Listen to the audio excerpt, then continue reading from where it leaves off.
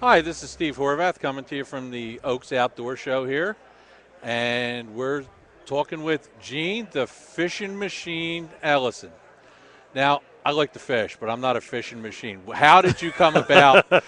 How did you become the fishing machine? Well, I've been an athlete my whole life, Steve, and athletes always have nicknames. They're never really called by their real name, and I think it came from part of my personality. I like to dance and stuff like that. Do you remember Gene, the dancing machine Oh from yeah. the Gong Show? So I'm Gene, the fishing machine. I think it's just I fish so much that over the years I've been known as the machine. I'm one of those guys that when I get on the water, I work real hard, machine-like type guy. Okay. And, so I think that's where it came from. Let's talk about some of that on the water stuff. Great. What do you like to fish? What's your favorite bait, favorite pattern that you could really fall back on and say, I'm the machine on this one? All right. Well, the way I like to answer that question Mm-hmm. is I like to throw lures that the fish want to eat today. So Okay. versatility is so important in bass fishing. Okay.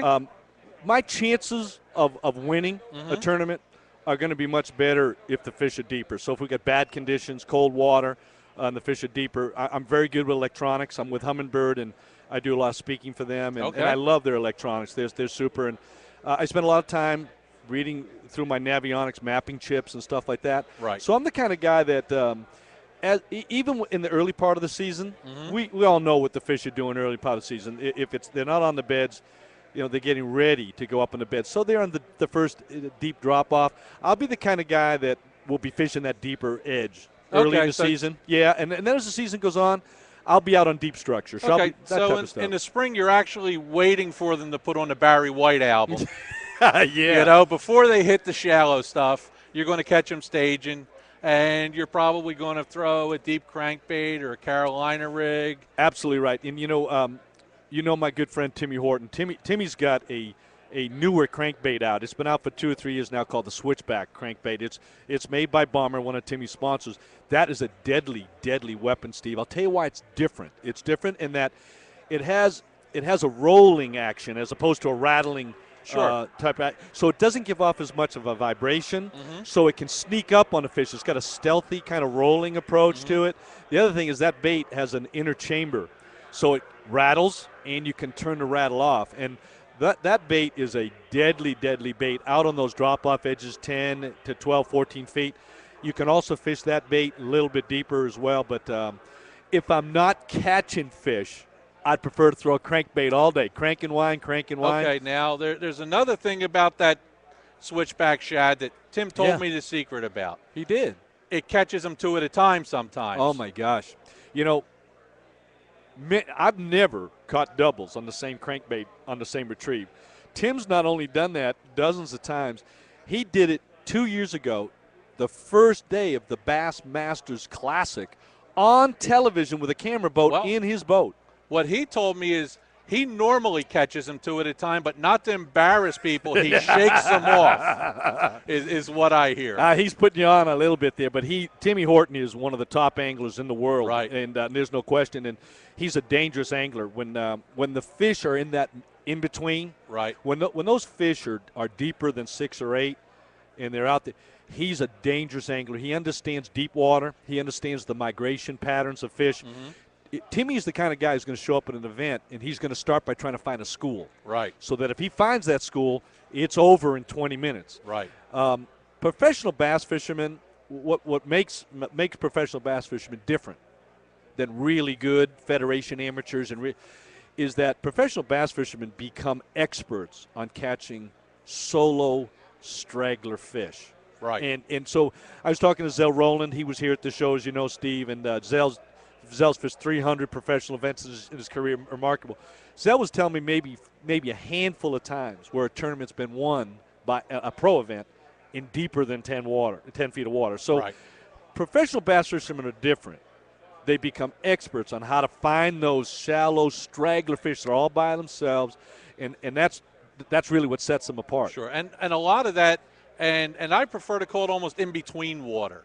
Not Okay. deep, not shallow, but a lot of that deals with finding little isolated pieces of cover. And your electronics does that for you. You're absolutely right. In fact, professional anglers are actually studying. They're using tools like Navionics Hot Maps Explorer. It's a DVD for $20. It's got 12,000 lake maps on it. So a guy like me can pop that DVD in a computer at home, and I can study Gunnersville. I can study Toledo Bend. I can study Champlain. I can study all these great lakes all over the country. And I can begin, if I know I'm going to fish a spawning tournament, I'm going to look at the northwest quadrant of that lake because that's going to warm up faster. If I'm going to fish a summer event and it's going to be on Toledo Bend in Texas, well, what's a guy from Boston know about Toledo Bend? Plus, when I compete, I'm going to be competing against the top anglers in the world and guys like Ben Matsubu and Tommy Martin that live on that lake. Absolutely. The only way, Steve, I can be competitive is to study that map, know that it's summertime, and I got to say, I got to find main lake spots with the right structure, deep water next to shallow water, mark those on my computer at home, put them on an SD card, drive 3,000 miles to Toledo Bend, back into that lake, and then go to those waypoints. It's remarkable how well that DVD works. That's that same story 3 years ago at an event on Toledo Bend. I'd never fished this deep. So I'm going all the way there, but I've got 356 waypoints. I've never fished a lake in my life. What I did was I picked a hotel that was next to a boat ramp in an area that was where the majority of my waypoints that I had mapped out. So I'm saying I'm going to fish this part of the lake. I also had studied internet stories to tell me that was a very effective part of the lake to be in. You can't be winning tournaments if you're not around the big fish. Right. What's that down around like the Black Forest area or whatever that is? I'm not sure. It's out in the middle of nowhere. Okay. I mean, there's nothing else around it. And the point is, it's 185 miles long. So how Right. can a guy from Boston learn that lake in 2.5 days? You can't. Right. So the first 12 spots I stopped. Mm-hmm. I studied those areas by going over it with my nitro and using my Humminbird electronics. Right. And I said, I'm going to fish this. First 12 spots I've fished, I was on 4-pound plus bass on each of those spots. Right. And that was an event Timmy Horton was at, and Timmy was rooming right across the way from me. He was the only one. He knew. I guess I kind of gave it away. I was being so quiet because they weren't catching him good during practice, and I was on them. And he came up to me one night at dinner. He goes, "You're on him, kid, aren't you?" I said, "Yeah." He says, "How big?" I said, "I'm on 4s and 5s." He said, "Wow." He says, "No one's catching him."